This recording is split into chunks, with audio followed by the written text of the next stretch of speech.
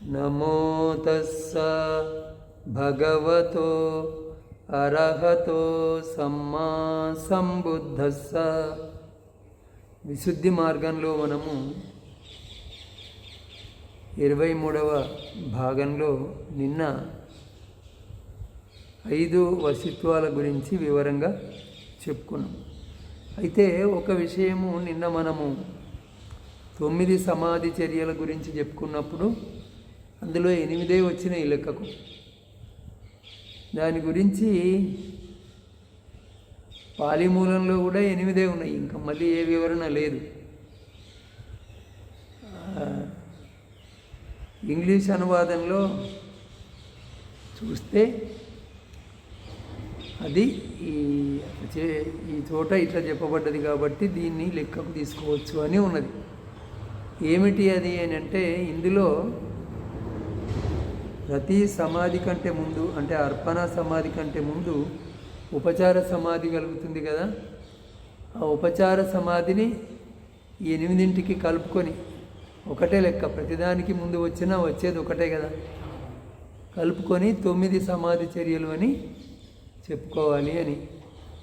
అంతేగాని ఈ 4 ఇవి మాత్రం 8. ఈ సమాధి చర్యకు ముందు కలిగేటువంటి ఉపచార సమాధిని లెక్కకు తీసుకొని 9 అని చెప్పబడ్డాయి. ఇక ఈరోజు 16 జ్ఞానచర్యల నుండి అన్నదానికి వివరణ.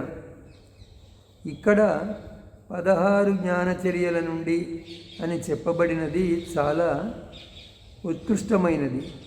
ఎందుకనగా అనాగామికి 14 జ్ఞానచర్యలతోనే నిరోధం కలుగుతుంది. ఇలా అయితే సకృదాగామికి 12, శ్రోతాపన్నునకు 10 జ్ఞానచర్యలతో ఎందుకు కలగదు అని అడగకూడదు. ఎందుకంటే అలా కలగదు. ఎందుకనగా అక్కడ అంతటితోనే సమాధికి విఘ్నం కలిగించే 5 కామగుణాలు గల రాగము తొలగిపోజాలదు. ఎందుకంటే అక్కడ, అంటే సకృదాగామికి శ్రోతాపన్నునికి ఆ 10 జ్ఞానచర్యలతోనే ఎందుకు నిరోధం కలగదు అని అంటే, అక్కడ సమాధికి ఆటంకాన్ని కలిగించే 5 కామగుణాలు కలిగినటువంటి రాగము తొలగిపోదు అని. ఆ 5 కామగుణాలు ఏవి?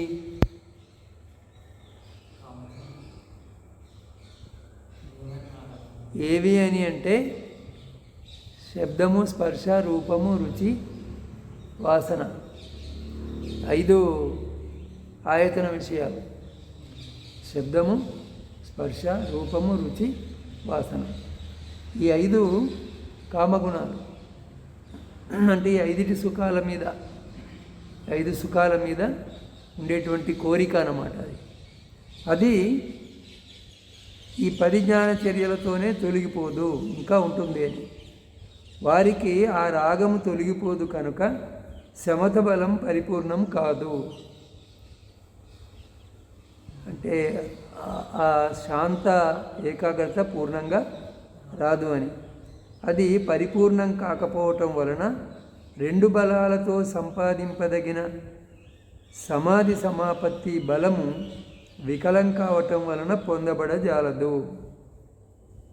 ఇక్కడ 2 బలాలు ఉండాలి కదా. ఆ 2 బలాలు ఏవి? సమత, విపసన. వాటితో సంపాదింపదగినటువంటి సమాధి సమాపత్తి బలము వికలం కావటం వలన, సరిగ్గా లేకపోవటం వలన ఆ నిరోధము పొందబడజాలదు. అనాగామికి అది తొలగిపోతుంది కనుక అతడు పరిపూర్ణ బలంతో ఉంటాడు, అందువలన పొందగలడు. అందుకే భగవానుడు ఇలా అన్నాడు: నిరోధం నుండి లేచేవాని నైవసంజ్ఞ నాసంజ్ఞాయతన కుశల ఫల సమాపత్తి అనంతర ప్రత్యయము అవుతుంది. అందుకే భగవానుడు నిరోధం నుండి లేచేవాని నైవ సంజ్ఞా నాసంజ్ఞాయతన కుశల ఫల సమాపత్తి అనంతర ప్రత్యయంతో ప్రత్యయము అవుతుంది. అంటే నిరోధం నుండి లేచేవానికి దాని తర్వాత ఏమి ఉంటుంది స్థితి? నిరోధానికి కింది స్థితి నేవసంజ్ఞ నాసంజ్ఞాయతన. అంటే ఇక్కడ సమస్త నిరోధం సంజ్ఞావేదయిత నిరోధం తర్వాత అని చెప్పుకోవాలి. ఎక్కడ పొందుతారు అంటే ఎక్కడ సమాపన్నులు అవుతారు అంటే పంచవోకార భవంలో. పంచవోకార భవము అంటే ఏమిటి? ఓకారం అంటే స్కందాలు అని 5 స్కందాలు ఉండేటువంటి భవంలో పొందగలుగుతాడు. కామభవము, రూపభవము, అరూపభవం కదా. అరూపభవంలో 5 స్కందాలు ఉండవు అని అంటే రూపస్కందము ఉండదు. ఎక్కడ పొందుతారు అంటే 5 స్కందాలు ఉండే భవంలో పొందగలుగుతారు. ఎందుకు అంటే క్రమంగా పొందబడటం వలన. కానీ 4 ఓకార భవాల్లో మొదటి ధ్యానము మొదలైన వాటికి ఉత్పత్తి ఉండదు కనుక అక్కడ పొందటం కుదరదు. కొందరు ఆచార్యులు హృదయ వస్తువు లేకపోవటం ఇందుకు కారణము అని చెప్తారు. అరూప ధ్యానంలో అరూప లోకాల్లో మొదటి ధ్యానము మొదలైనవి ఉండవు. 4 ధ్యానాలను దాటిన తర్వాతనే కదా అరూపము. అందువల్ల అక్కడ పొందటం కుదరదు అని. కొందరు అక్కడ హృదయ వస్తువు ఉండదు కాబట్టి, హృదయం ఎక్కడ ఉంటుంది? రూపంలోనే కదా ఉండేది, శరీరంలోనే కదా. అక్కడ ఈ శరీరం ఉండదు కాబట్టి పొందరు అని కొందరు ఆచార్యులు చెప్తూ ఉంటారు. ఎందుకు పొందుతారు అంటే సంస్కారాల ప్రవృత్తి భేదం వలన ఉదాసీనులై ఇదే జన్మలో చిత్తరహితులై నిరోధ నిర్వాణాన్ని పొంది సుఖంగా జీవించడానికి దీనిని పొందుతారు. ఎందుకు పొందుతారు అంటే చిత్తాన్ని లేకుండా చేసి నిరోధ నిర్వాణాన్ని పొంది సుఖంగా ఉండడానికి దీన్ని పొందుతారు. ఇది ఎలా పొందబడుతుంది అంటే సమతా విపశ్యనల సహాయం వలన ఉత్సాహాన్ని పొంది పూర్వకృత్యాలను చేసి అంటే ధ్యానానికి ముందు చేయవలసిన పనులన్నీ చేసుకొని నేవసంజ్ఞా నాసంజ్ఞను నిరోధించే యోగి దీనిని పొందగలుగుతాడు. నేవసంజ్ఞా నాసంజ్ఞ వరకు లౌకిక సమాధులు, దాన్ని కూడా నిరోధించితే అప్పుడు అది నిర్వాణం. అందువల్ల వీటిని తక్కువ చేయడానికి వీల్లేదు లౌకిక సమాధులు అని. ఇవి రెండూ అవసరమో అని చెప్తున్నాడు, సమత విపశ్యన. అయితే ఆ నేవసంజ్ఞ నాసంజ్ఞ యతన సమాపత్తి వల్ల కలిగే లోకంలో సుఖంగా ఉండాలనే కోరికతో దాన్ని సాధించుకుంటే అప్పుడు అది లౌకికమవుతుంది. అదేవిధంగా దానికంటే కింద ఉన్న లోకాలన్నిటినీ పొందే కోరికతో పొందబడేటువంటి ఆయా సమాధులు సమాపత్తులు లౌకికమవుతాయి ఆ కోరికతో చేస్తే. అట్లా కాకుండా నిర్వాణాన్నే లక్ష్యంగా ఉంచుకొని ఒక్కొక్క సమాధిలో ఉండే దోషాన్ని చూస్తూ ఆ తర్వాతి స్థితికి వెళుతూ అట్లా క్రమంగా నేవసంజ్ఞా నాసంజ్ఞాయతనాన్ని పొంది దాన్ని కూడా నిరోధించినప్పుడు నిర్వాణాన్ని పొందుతాము అని. కేవలము సమద సహాయంతోనే ప్రయత్నించిన వాడు నేవసంజ్ఞా నాసంజ్ఞాయతన ఫల సమాపత్తిని పొందే ఆగిపోతాడు. అంటే ఈ ఆనాపాన సతి కేవల సమద ధ్యానము నిన్ను నేవసంజ్ఞా నాసంజ్ఞాయతన ఫలం వరకు తీసుకొని పోతుంది. అలాగే కేవలము విపశ్యన ద్వారానే ప్రయత్నించేవాడు ఫల సమాపత్తిని పొంది ఆగిపోతాడు, అంతకు మించి పోలేడు అని. అందువల్ల ఇవి రెండు ఎట్లాంటివి అంటే కుంటివాడు గుడ్డివాడు లాంటివి అన్నమాట. ఇది విపశ్యన లేని సమద గుడ్డిది, సమద లేని విపశ్యన కుంటిది అని. ఇవి రెండు బ్యాలెన్స్డ్గా ఉన్నప్పుడే నిర్వాణాన్ని పొందగలుగుతామని.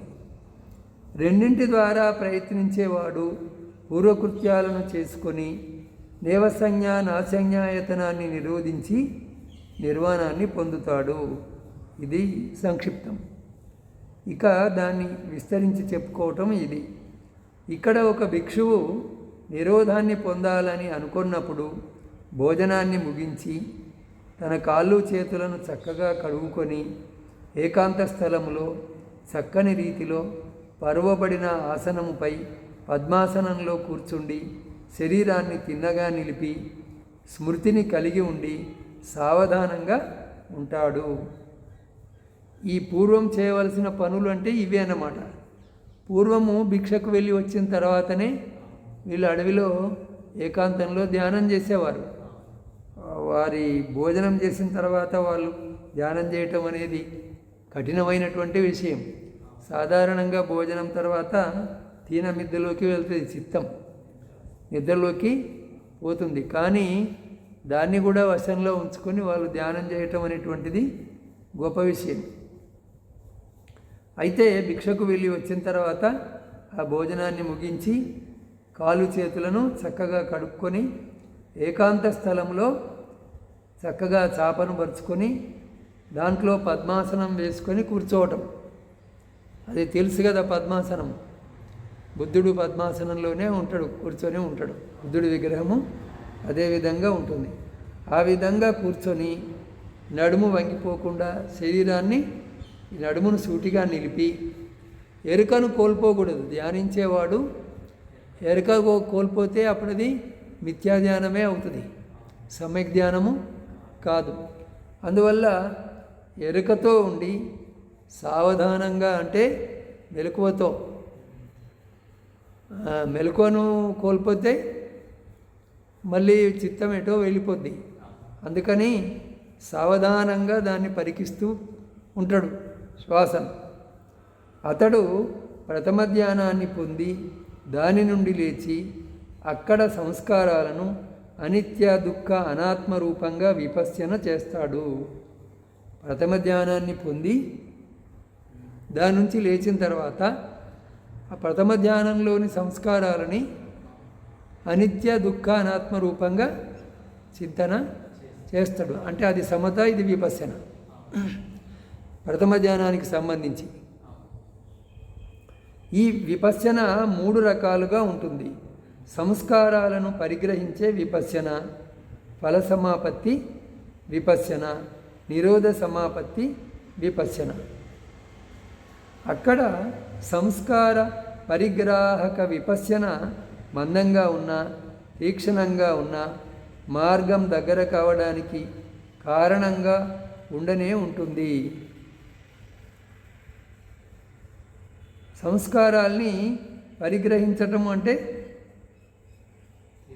తీసుకోవటము, చూడటము అని. తీసుకోవటం అంటే ఏమిటి? వాటిని పరిశీలనకు తీసుకోవటం అని.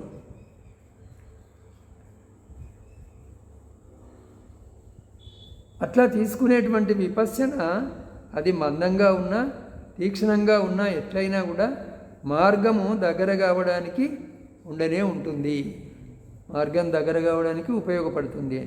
కానీ ఫల సమాపత్తి మార్గభావన వలె తీక్షణంగా ఉండాలి. అంటే మార్గాన్ని పొందడానికి ఆ విపశ్యన మందంగా ఉన్నా, తీక్షణంగా ఉన్నా సరిపోతుంది. కానీ ఫలాన్ని పొందడానికి అది తీక్షణంగానే ఉండాలి. నిరోధ సమాపత్తి అధిక మందంగా కానీ అధిక తీక్షణంగా కానీ లేకుండా ఉండాలి. నిరోధ సమాపత్తి సమస్థితిలో ఉండాలి. మందంగా కానీ తీక్షణంగా కానీ కాకుండా ఉండాలి. అందువలన అతడు అధిక మందంగా కానీ అధిక తీక్షణంగా కానీ లేని విపశ్యనతో ఆ సంస్కారాలను చూస్తాడు. ఆ తర్వాత ఆ భిక్షువు రెండవ ధ్యానాన్ని పొంది దాని నుండి లేచి అక్కడి సంస్కారాలను ముందరి వలనే విపశ్యన చేస్తాడు. తర్వాత తృతీయ ధ్యానాన్ని ముందరి వలనే చెప్పుకోవాలి. ఆ తర్వాత విజ్ఞాన అనంత్యాయతనాన్ని అంటే 3వ ధ్యానాన్ని, 4వ ధ్యానాన్ని, ఆ తర్వాత ఆకాశానంత్యాయతనాన్ని, దాని తర్వాత విజ్ఞానానంత్యాయతనాన్ని పొంది దాని నుండి లేచి ఈ 4 విధాల పూర్వకృత్యాలను చేస్తాడు. ఆ 4 విధాలు ఏమిటి అంటే సంబంధించిన వస్తువులను కాపాడుకోవటం, తనకు సంబంధించిన వస్తువులను సంఘము ఆహ్వానించటము, ఇది 2వది. శాస్త్ర యొక్క ఆహ్వానము 3వది. సమయ పరిమితిని నిశ్చయించుకోవటం, ఇది 4వది. వీటి వివరణ. సంబంధించిన వస్తువులను కాపాడుకోవటం అంటే అతనితో పాటు లేని, అతనికి సంబంధించినవి అయిన పాత్ర, చీవరము, పీట, మంచము, నివసించే కుటీరము లేదా ఏదైనా ఉపయోగపడే వస్తువులు అగ్ని, నీరు, గాలి, ఎలుకలు మొదలైన వాటితో నశింపకూడదని, దొంగలు వాటిని దొంగిలించకూడదని సంకల్పించాలి. నిరోధానికి వెళ్ళే ముందు ఈ రకమైన సంకల్పము చేసుకోవాలి. సంకల్పం చేసే విధానము ఇది. ఈ వస్తువులు ఈ వారం పాటు అంటే అతను వారం పాటు నిరోధ సమాపత్తిలో ఉండాలనుకుంటే ఆ వారం పాటు అగ్నిలో కాలిపోకూడదు, నీటి వరదలో కొట్టుకొని పోకూడదు, పెనుగాలిలో లేచిపోకూడదు, వాటిని దొంగలు ఎత్తుకొని పోకూడదు, ఎలుకలు తినకూడదు అని సంకల్పము చేయాలి. ఇలా సంకల్పం చేయటం వలన సమాధి కాలంలో ఎటువంటి విఘ్నము కలగదు. కానీ సంకల్పం చేయని సాధకుని ఈ సహాయక వస్తువులు మహానాగస్థవిరుని వస్తువుల్లా ఆ సమయంలో అగ్ని మొదలైన వాటితో నశించవచ్చు. మహానాగస్థవిరుడు ఈ స్థవిరుడు ఉపాసికయైన తన తల్లి ఉండే గ్రామంలో భిక్షకై ప్రవేశించాడు. ఉపాసిక అతనికి యవాగును ఇచ్చి అగ్నిశాలలో కూర్చోబెట్టింది. అగ్నిశాల అంటే నీళ్లు వేడి చేసుకునే గది. స్థవిరుడు అక్కడ నిరోధ సమాపత్తిని పొంది కూర్చున్నాడు. అక్కడే నిరోధ సమాధిలోకి వెళ్ళిపోయాడు. అతడు అలా కూర్చున్న తర్వాత అగ్నిశాలకు నిప్పు అంటుకుంది. మిగిలిన భిక్షువులు తమ తమ ఆసనాలు తీసుకొని అక్కడి నుండి పారిపోయినారు. కొంతసేపటి తర్వాత గ్రామవాసులు అక్కడికి వచ్చి స్థవిరుని చూచి ఇలా అనసాగినారు: శ్రమణుడు సోమరి, అందుకే లేవటం లేదు. అగ్నిశాలలోని గడ్డి, వెదురు, కర్రలు మొదలైన వాటిని కాల్చి స్థవిరుని కూడా ఆవరించింది. అగ్ని ఆ అగ్నిశాల ఉండే వస్తువులు, నిర్మాణం చేసిన వస్తువులు ఉంటాయి కదా, గడ్డి, వెదురు, కర్రలు, వాటన్నిటినీ కాల్చి ఈయన దగ్గరికి కూడా వచ్చింది అని. మనుష్యులు కుండలతో నీటిని పోసి అగ్నిని ఆర్పివేసినారు. వారు బూడిదను తొలగించి స్థలాన్ని శుభ్రపరిచి స్థవిరునికి పూలను సమర్పించి ప్రణామం చేసి నిలబడినారు. అంటే నిరోధ సమాపత్తిలో ఉన్నవాన్ని అగ్ని కాల్చలేదు అని అర్థం. అప్పుడు స్థవిరుడు నిర్ధారించుకున్న సమయంలో లేచి, అతను ఎప్పుడు లేవాలని సమాధికి ముందు అనుకున్నాడో ఆ సమయంలోనే లేచిండు. ఇంత జరిగినా ముందు లేవలేదు అని, ఎందుకంటే ముందు సంకల్పం చేయలేదు. లేచి ఆ గ్రామవాసులను చూచి నేను నిరోధ స్థితిని పొందినానని తెలిసిపోయినాను. అంటే నా స్థాయి ఏమిటో అందరికీ తెలిసిపోయింది. రహస్యంగా ఉంచుకోవాల్సిన విషయం అది. ఇది అందరికీ తెలిసిపోయింది, ఇక్కడ ఉండకూడదని ఆకాశంలోనికి ఎగిరిపోయి ప్రియంగు ద్వీపాన్ని చేరుకొన్నాడు. నానాబద్ధ అవికోపం అనగా ఇది. తన సామాగ్రిని రక్షించుకోవాలని అందుకే అన్నారు. ఎవరికైతే తమతో ఉన్న బట్టలు, ఆసనము తప్ప మరొకటి లేదో వారికి సంకల్పించవలసిన అవసరం లేదు. సమాపత్తి వలననే అవి రక్షింపబడతాయి. ఆయుష్మంతుడు సంజీవికి అలాగే జరిగింది. అందుకే ఆయుష్మంతుడు సంజీవి సమాధి విస్పార ఇద్ది, ఆయుష్మంతుడు సారిపుత్రుని సమాధి విస్పార ఇద్ది అని చెప్పబడింది అని మరికొందరి అభిప్రాయము. ఇక్కడికి ఈరోజు చాలు.